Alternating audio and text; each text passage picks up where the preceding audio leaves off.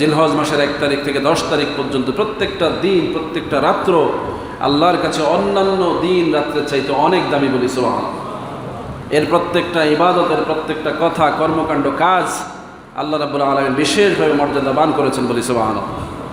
এবং এই সময় কতগুলো গুরুত্বপূর্ণ ইবাদত করতে বলা হয়েছে। জিলহজের 1 তারিখ থেকে 10 তারিখ পর্যন্ত শুধুমাত্র ঈদের দিন বাদ দিয়ে রোজা রাখার আদেশ দেওয়া হয়েছে। অন্তত 9 তারিখ পর্যন্ত একটানা রোজা রাখার সুযোগ আছে।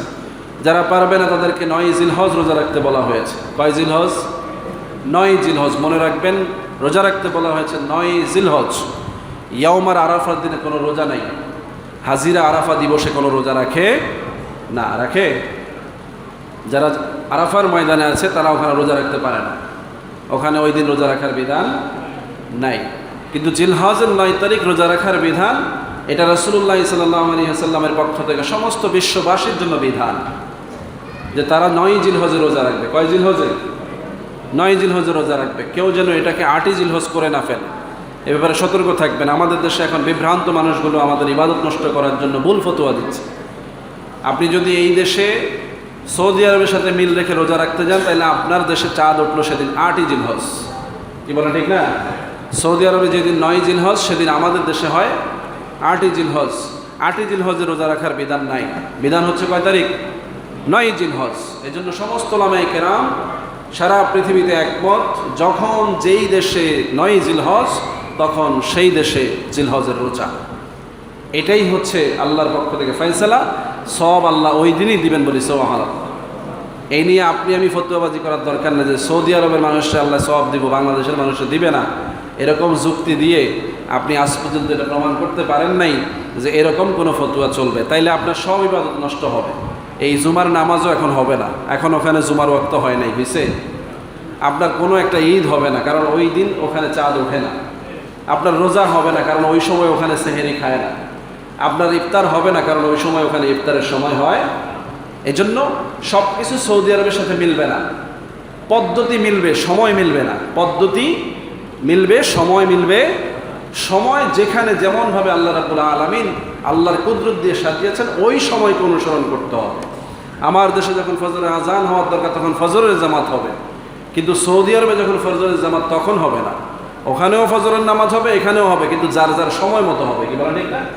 এই জন্য প্রত্যেকটা ইবাদতকে আল্লাহর হাবিব সাল্লাল্লাহু আলাইহি সাল্লাম এভাবেই ডিস্ট্রিবিউশন করেছেন। ওলামায়ে কেরাম গত 1442 বছর ধরে এভাবেই পালন করে আসছেন।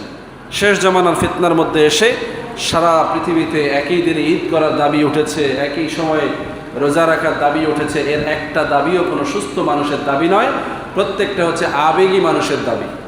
আবেগ আবেগ আবেগ বুঝতে পেরেছেন? যেমন মক্কা শরীফে হজ করা, এটা আমাদের আবেগ। কি কোন ঠিক না?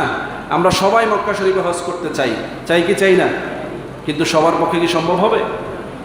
আল্লাহ বলছেন যাদের সামর্থ্য আছে তারা হজ করবে। মানে ইসতাতা ইলাইহি সাবিলা, যাদের সুযোগ আছে, সামর্থ্য আছে, এই পরিমাণ রাস্তা অতিক্রম করে পরিবারের ভরণ পোষণ করে মক্কা শরীফে পুজতে পারবে, তার উপরে হজ ফরজ হবে। আমাদের আকাঙ্ক্ষা সবাই আমরা হজের সওয়াব চাই, কিন্তু সবার পক্ষে সম্ভব হবে? ঠিক একইভাবে 9 জিলহজের রোজার সওয়াব আমরা সকলেই চাই। সম্ভব হবে তখনই যখন আমরা আল্লাহর বিধান অনুযায়ী 9 জিলহজে রাখবো। এটাকে ওই আরাফার দিনের মতো করে আরাফা দিবসের সাথে মিলিয়ে রাখতে হবে, এরকম কোনো ফতোয়া নাই। কথা কি বুঝাইতে পারলাম? এই জন্য রোজা আপনারা রাখবেন 9 জিলহজ। আল্লাহ পাক আমাদেরকে রাখার তৌফিক দান করুন। কোরবানি একটি বড়, জিলহজ মাসের এই 10 দিনকে আল্লাহ রাব্বুল আলামিন বিশেষভাবে বরকতময় দিন হিসেবে ঘোষণা করেছেন। ওয়ালায়ালিন আশরিন, এই 10 দিনের কসম করে আল্লাহ রাব্বুল আলামিন কোরআনের মধ্যে ওয়াজ করেছেন যে এই 10টা দিন এমন, যে 10টা রাত্রের কসম করছি আমি, যে এই 10টা রাত্র এবং দিন আমি আল্লাহর কাছে অনেক দামি বলি সুবহানাল্লাহ। জিলহজ মাসের 1 তারিখ থেকে 10 তারিখ পর্যন্ত প্রত্যেকটা দিন প্রত্যেকটা রাত্র আল্লাহর কাছে অন্যান্য দিন রাত্রের চাইতে অনেক দামি বলি সুবহানাল্লাহ। এর প্রত্যেকটা ইবাদত, এর প্রত্যেকটা কথা, কর্মকাণ্ড, কাজ আল্লাহ রাব্বুল আলামিন বিশেষভাবে মর্যাদাবান করেছেন বলি সুবহানাল্লাহ। এবং এই সময় কতগুলো গুরুত্বপূর্ণ ইবাদত করতে বলা হয়েছে। জিলহজের 1 তারিখ থেকে 10 তারিখ পর্যন্ত শুধুমাত্র ঈদের দিন বাদ দিয়ে রোজা রাখার আদেশ দেওয়া হয়েছে। অন্তত 9 তারিখ পর্যন্ত একটানা রোজা রাখার সুযোগ আছে।